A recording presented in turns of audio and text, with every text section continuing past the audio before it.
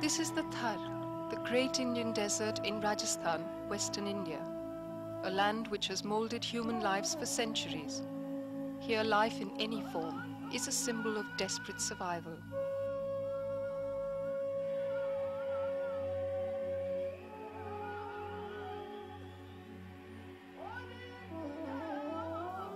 Animals and humans live by whatever they can, following life patterns that often worsen the already bare environment.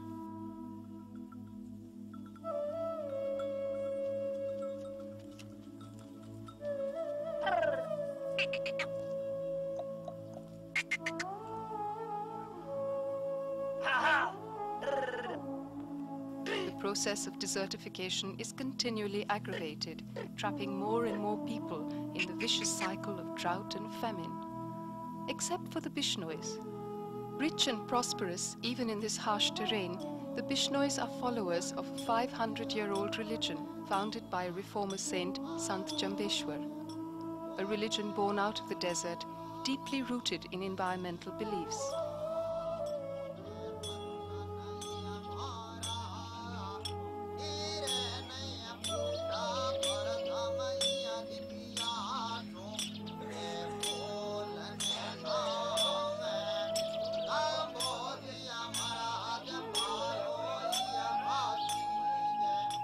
White clothes, especially white turbans, differentiate Bishnoi men from other Rajasthanis. Mangilal, the singer, is not a Bishnoi. He is a Bhat, the traditional Rajasthani historian. Through a rich oral tradition, Bhats maintain a record of births, deaths, family history, and community events. The client family pays a Bhat in cash or with gifts of camels or cattle.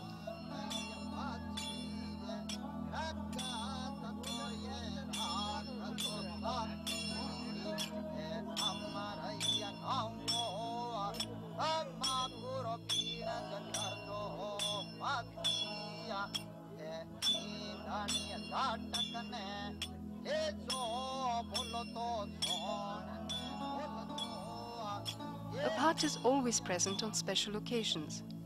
Before the records are updated, the entire community settles down to listen to a long song, beginning with Brahma's creation of the world right up to the present day.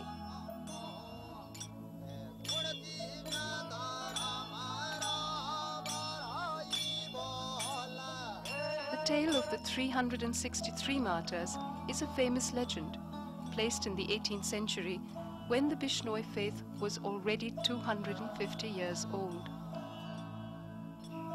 Summer was well on its way. The king of Jodhpur had wished for a new palace. Royal servants were looking for wood. There would be enough trees near Bishnoi homes, they thought. They reached Amrita Devi's field. When Amrita Devi saw their axes, she ran to stop them. The king's men ignored her. She clung to the tree and defiantly said, "First my head, then the tree." The men cut off her head. Her daughter standing nearby was shocked. Then they too clung to the tree. Their heads were cut off. The village rose up in revolt. One after another, heads rolled to the ground. People came from nearby villages and sacrificed their lives. 363 men, women and children were dead before the king intervened and proclaimed that in his kingdom, no tree shall ever be cut in Bishnoi land. These martyrs remained community legends until modern environmental consciousness gave their sacrifice a new historical dimension. No plantling grows at this spot, and the Bishnois believe that this is because the earth clings to the blood of her martyrs. Later, this memorial was built where the sacrifice took place, probably the first recorded conscious mass sacrifice for environment in the world. Near the memorial, a grove of trees was planted on Amrita Devi's field in memory of her pioneering example.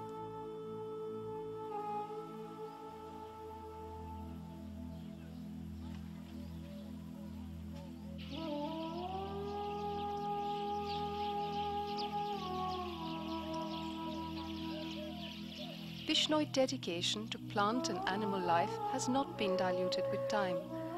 For 500 years, on platforms like this, caretakers have laid out feed and water for birds and animals each day of the year.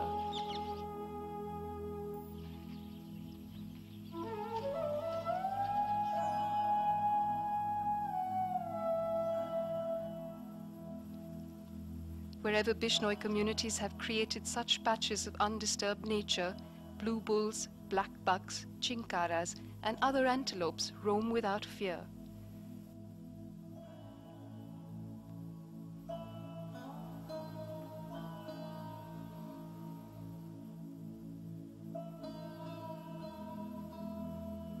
Bishnois have homes in the villages along with other communities, but they also have special clusters called thandis, nearer their fields and the protected areas of nature.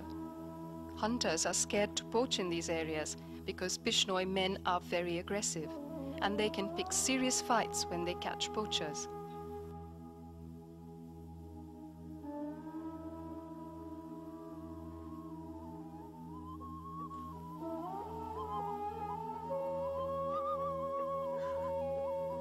Fear or respect for a community like the Bishnois today is a far cry from the Rajasthan of 500 years ago. It was an era of petty fights, battles, and illicit practices. Rich nobles lived lives of luxury. The lower classes were exploited into hunger and poverty.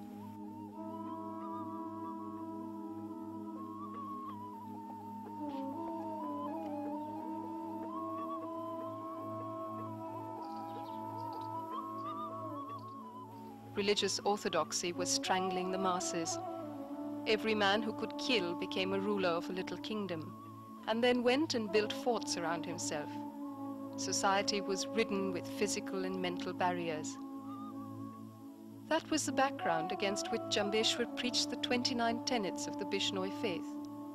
The word Bishnoi itself derives from 29, Bish meaning 20, and Noi, 9, Bishnoi.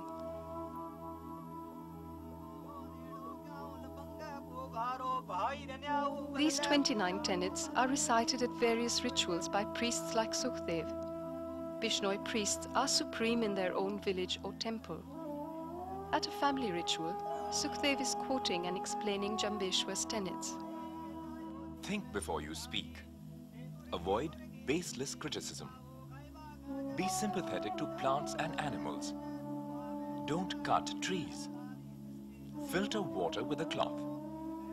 Don't keep goats as domestic animals. Bathe every morning.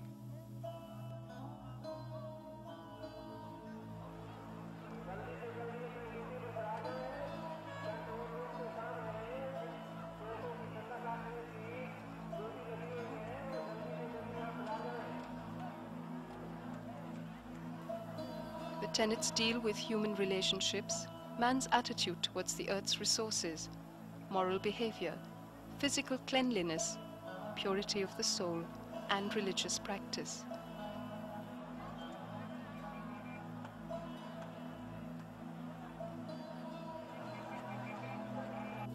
There are some similarities between Bishnoi and Vedic Hindu rituals, like the invocation of Vishnu and the worship of fire. But with Bishnois, there is always an essential difference. This fire could as well be a Brahminical fire, but no wood was used to light it, only coconuts along with clarified butter.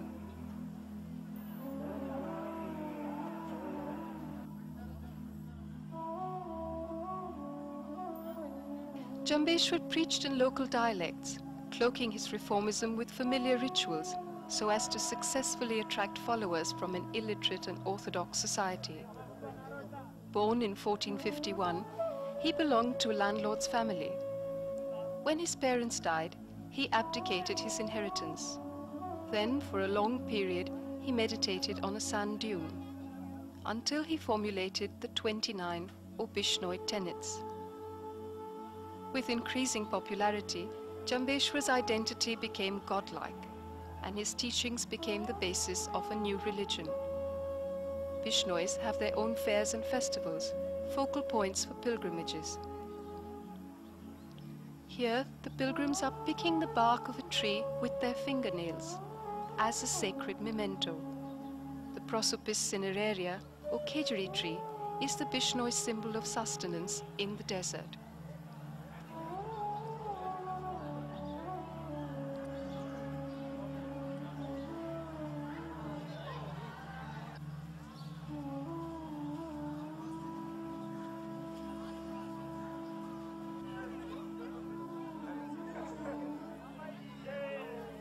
The beginnings of this faith were not easy.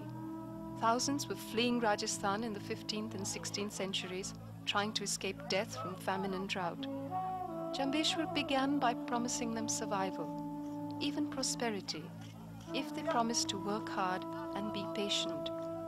He said, Labor hard with your hands.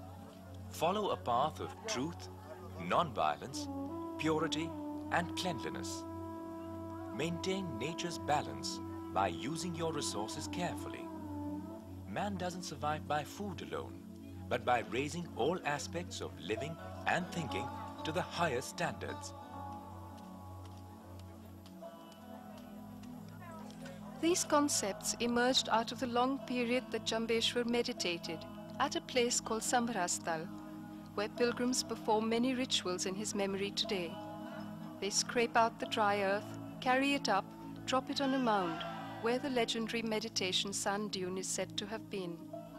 The whole ritual is meant to recall the endless labor their forefathers undertook in the hope of the prosperity that Jambheshwar promised.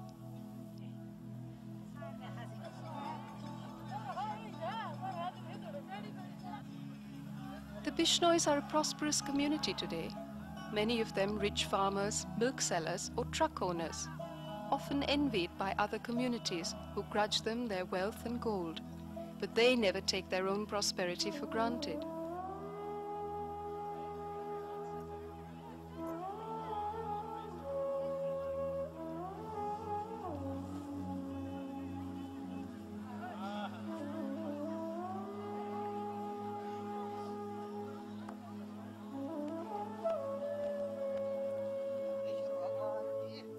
At fairs and festivals, pilgrims perform many soil-related rituals.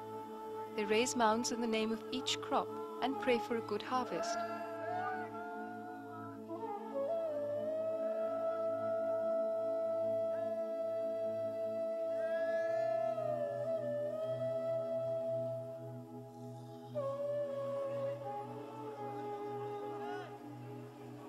After the harvest, they offer thanks by setting aside 20, 30, 40 kilos of grain for common animal and bird feed granaries. According to Jambheshwar's teachings, animals have an equal right to the earth's resources. So give it to them. Remember, you live with them on the same planet. So don't deny them their share.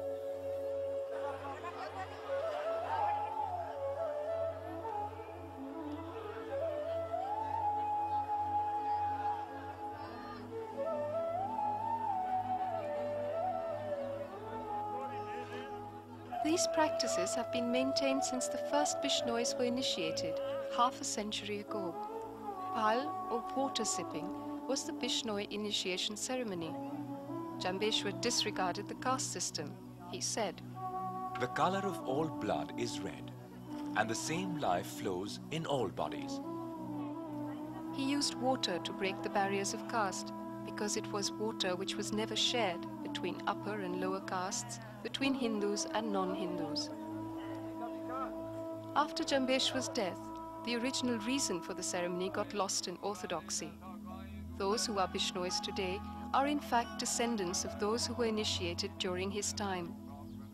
Although some disciples tried to revive the practice, new initiations did not take place.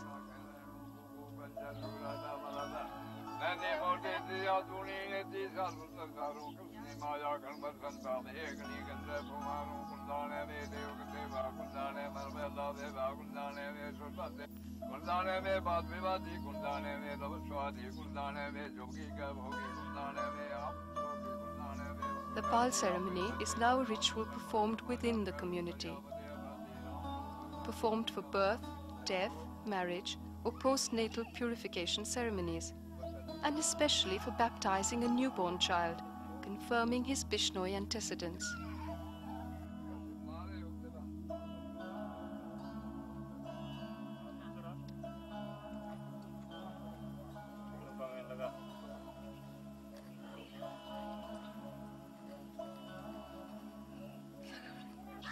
But where water as a natural resource is concerned, there is no narrowness of purpose amongst the Bishnois.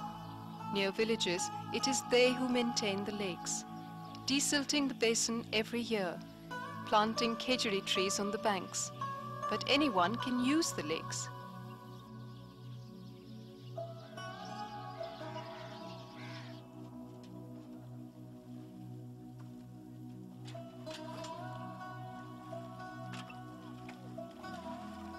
Many villagers make a living out of these man-made oases, filling and delivering this water in camel tankers to people who live far away.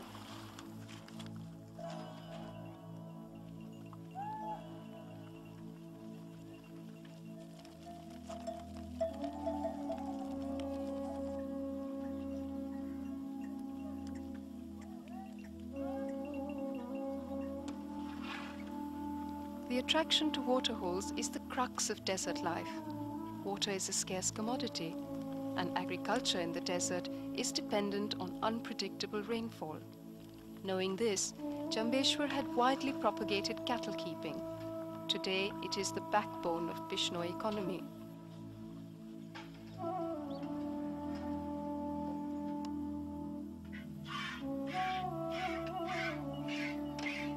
Bishnois supply milk all over Rajasthan, even in times of drought. In good times and bad times, cattle are fed a small fixed amount of khejuri leaves, and this has proved to increase milk yield by 10 to 15%.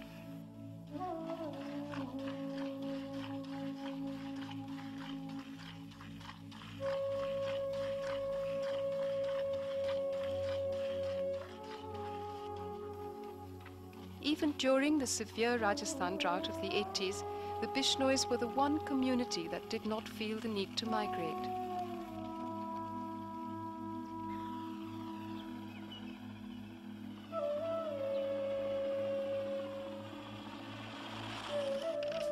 Many Bishnois are not literate, and they blindly follow the tenets. For them, the simple fact is that this way of life has given enough grain, milk and butter without damaging the environment. A way of life compressed into religious beliefs and teachings which have not failed them.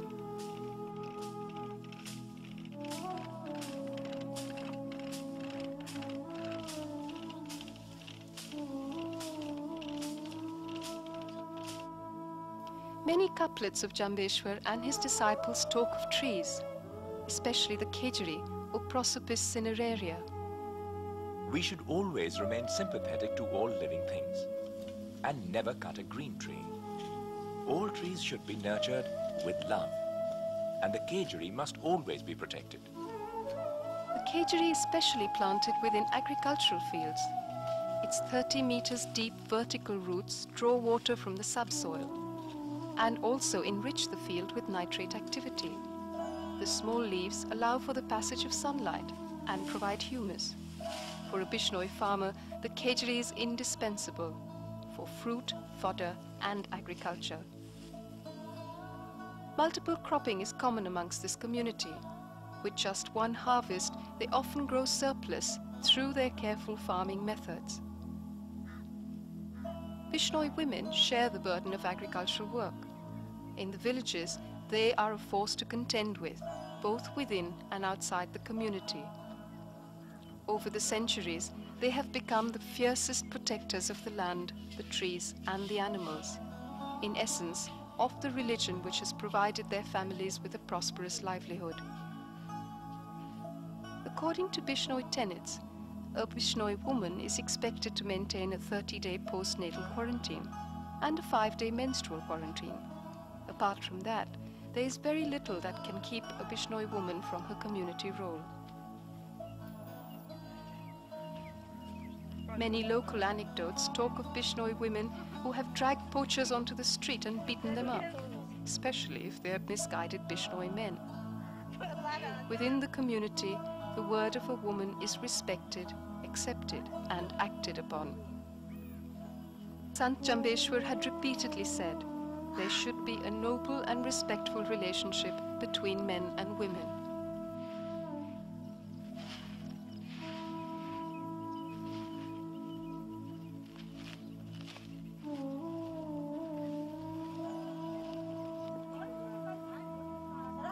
Bishnoi women can be visibly impressive about some things and quite simply ignorant about others. Jambheshwar's teachings say, filter water and milk with a cloth. Before use, free all water, milk and fuel of living things.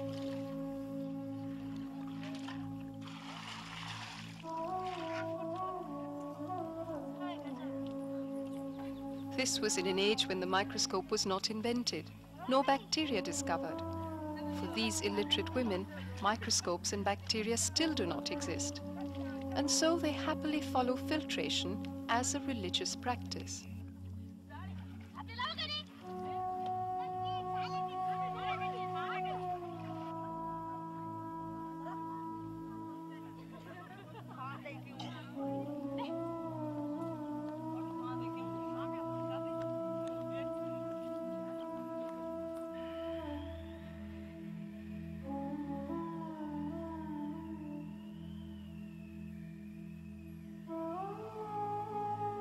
Like most women in India, Bishnoi women also spend a large part of their day collecting water and fuel. But the search for fuel is characterized by an essential difference.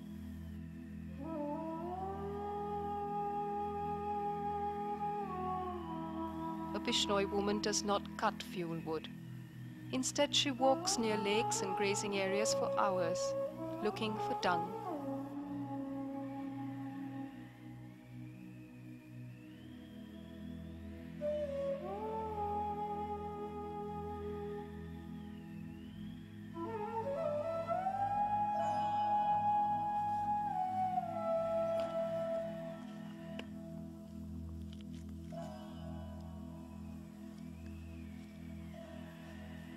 Between her and the children, they collect and dry the dung, then heap it in a common storage ground.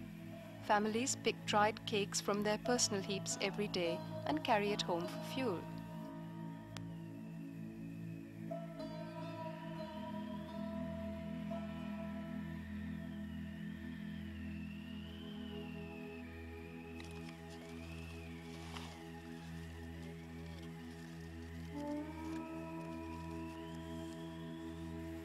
The tenet says, don't cut a green tree. But a Bishnoi woman may often bypass even dry trees. Sometimes they do take home fallen dried twigs and branches. The effort towards discipline is in the mind. An attitude that successive generations have not wavered from, acknowledging the validity of the philosophy that Jambheshwar propagated.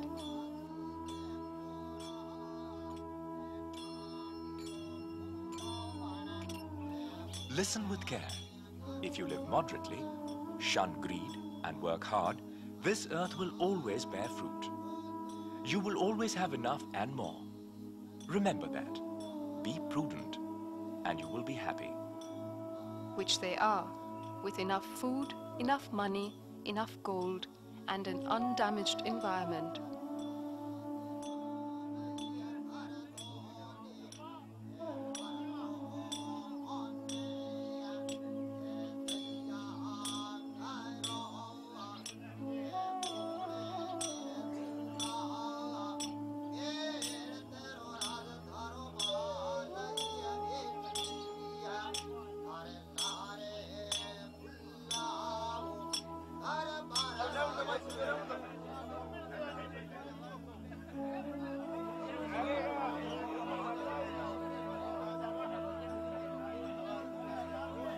No intoxicants, Jambheshwar had said, but these lovers of nature like to live life, and they love their rounds of opium to celebrate a happy occasion.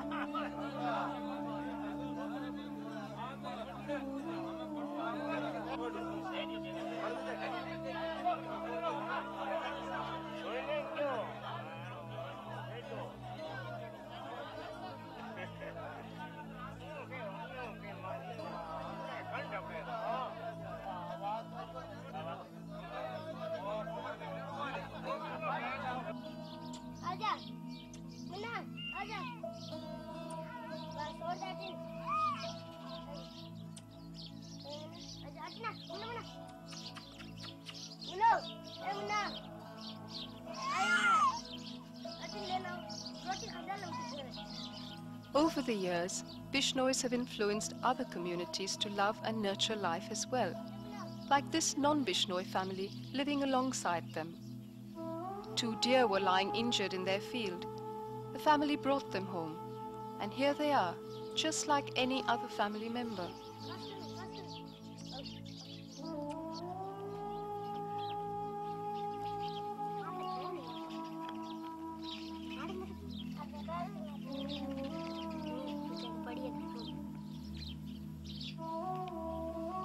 Like Amrita Devi's great sacrifice for the trees, there are many legends amongst the Bishnois about how women have breastfed injured baby deer, how poachers have been beaten up and made to pay heavy fines in grain, how men keep vigil all night in some sanctuaries, how some foreign dignitaries were told to get out of the country and not hunt in Bishnoi areas.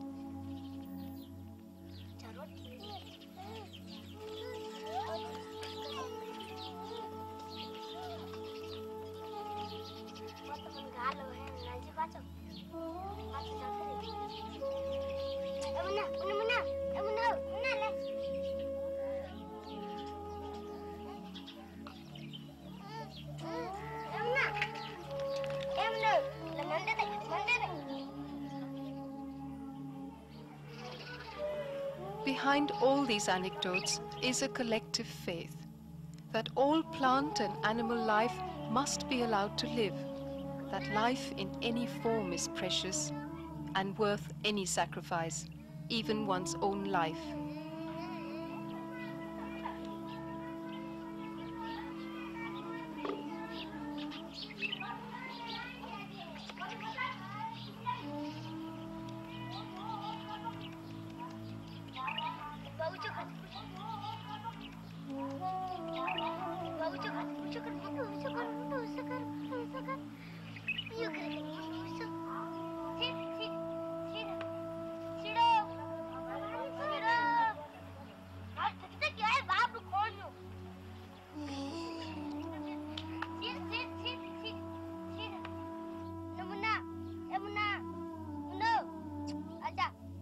आजा